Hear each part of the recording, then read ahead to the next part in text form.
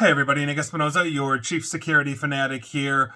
In Apple news, they're apparently spying on their employees. At least that's according to a new lawsuit. Apple obviously denies this. We're going to dive into both sides. And Reed Elbergati of Semaphore had a really good write-up on this. And quite frankly, I think this is really corporate do's and don'ts that are essentially addressed in this lawsuit. So we're going to see what happens here. But a new lawsuit basically filed by a current Apple employee is accusing Apple of spying on its employees via their personal iCloud accounts and non-work devices. Now, this suit was filed on Sunday, December 1st in California State Court.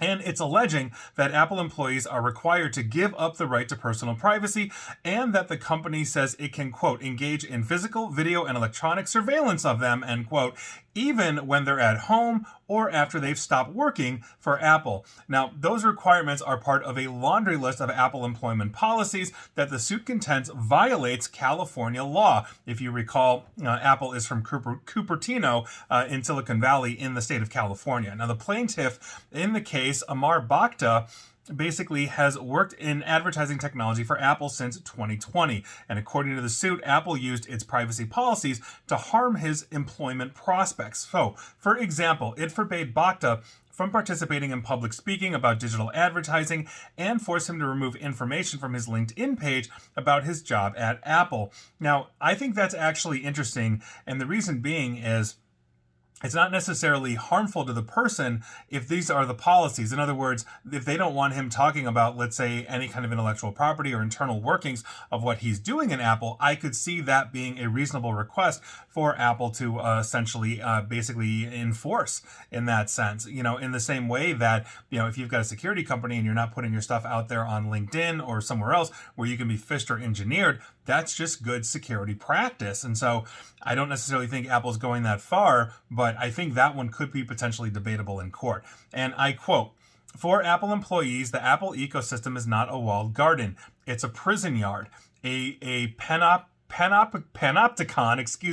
where employees both on and off duty are subject to Apple's all-seeing eye." That's according to the lawsuit. Now, in a statement, Apple obviously strongly disagrees with the claims of this, and I quote Apple, "Every employee has the right to discuss their wages, hours, and working conditions, and this is part of our business conduct policy, which all employees are trained on annually," end quote. Now, the lawsuit also against Apple also says that their policies push employees to meld their work and home life digitally in a way that gives Apple knowledge of what they're up to beyond their jobs. Now, so, for example, according to the lawsuit, Apple requires employees use only Apple-made devices for work. They're probably one of the only ones that could probably fully enforce that, given that of the two major mobile devices and computing systems out there, you're either going to have an iPhone and Android, or you're going to have a Mac or Windows. And I know Linux people, I know. But the point is that Apple, being the creator of the MacBook and the iPhone, could probably say, no, you've got to stay in our ecosystem.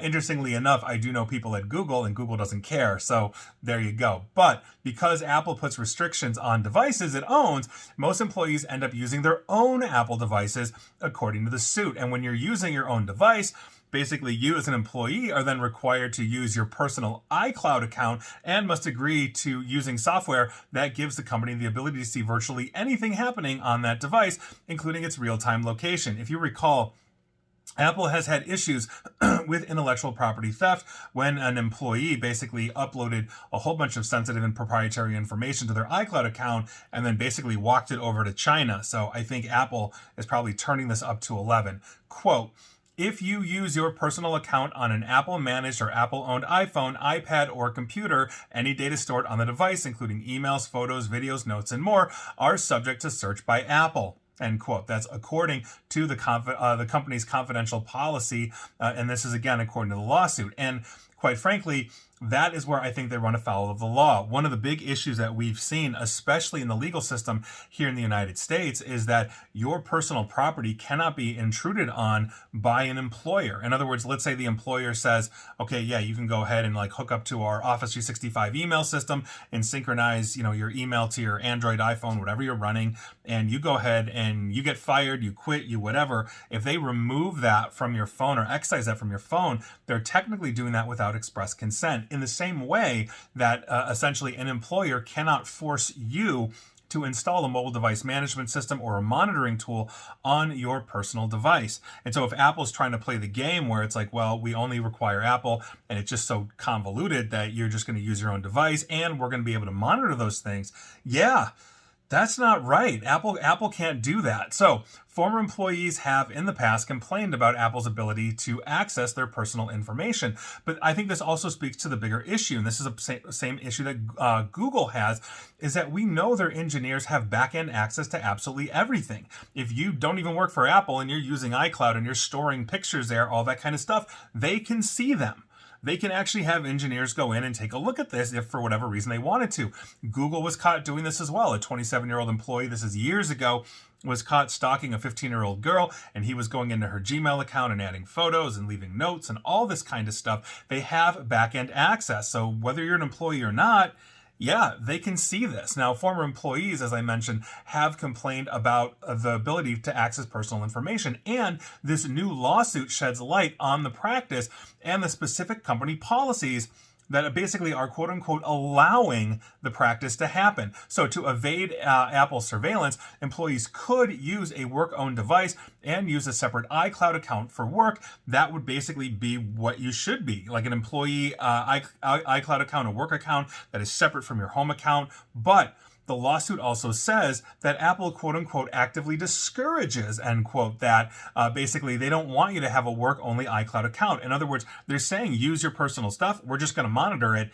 And no, I'm not a fan of that at all. Just as a privacy wonk, my God, I wouldn't want any employer to do that, even if, and for the record, this isn't like a lowest common denominator. I'm not thinking Mr. Bhakta here, has done anything wrong, like he's storing nuclear codes or something in his iCloud account or stealing from Apple. Privacy is just simply privacy. And so Bhakta filed the suit under the California Private Attorneys General Act, which allows employees to sue on behalf of the state for labor violations. And if found liable, Apple would be forced to pay penalties for each violation multiplied by the number of employees affected. And if they're doing this to all, their employee base, which is tens of thousands, if not hundreds of thousands of employees, that's a huge fine.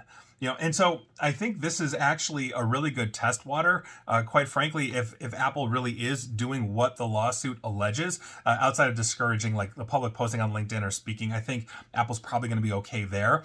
But if they actually are going into personal devices and encouraging you not to use basically company-owned everything to stay in their ecosystem, but to use your personal stuff, then no, they're absolutely violating the law, again, assuming the lawsuit is correct. So we're going to see what happens here. I think this is going to be an interesting one to watch. And quite frankly, I hope it's a shot across the bow. And if this is true, if they are actually doing what this lawsuit alleges, then I hope Bhakta wins big. That's all I'm going to say.